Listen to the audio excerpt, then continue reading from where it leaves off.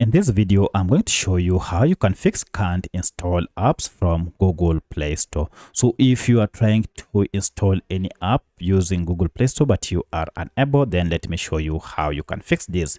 If this helps, please like and subscribe to this channel. Alright, so the first thing you need to do is to go ahead and open Play Store. And before you can install or search for any app, go ahead and first log in with your Gmail.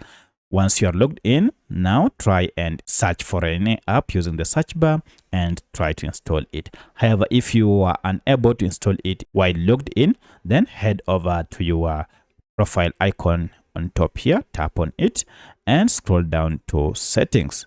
Under settings, look for this option called network preferences, and under it, look for this option called app download preference. As you can see here, we have quite a number of options. Make sure you choose the first option over any network. This will ensure that you are able to download and install any app from Play Store via any network you are connected to. Then tap on OK to save your changes. However, if you are still unable to do this, then the problem might be with the Play Store app itself. For that, you need to go ahead to your Play Store app and we need to access its app info page. To do this, just long press on your Play Store app and you should see app info, or if you can't see app info option, you should see a settings icon or even the name of the app. Then tap on it to access its app information page, and here we go. Alternatively, you can also access this via settings. So at this point, we need to go ahead and clear Google Play Store data, and this can be done here.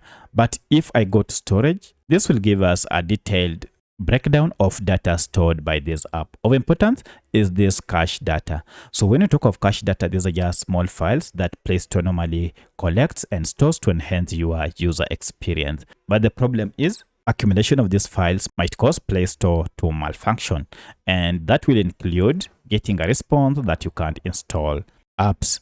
So go ahead and tap on clear data down below, and you should choose the second option, clear cache, and finally OK.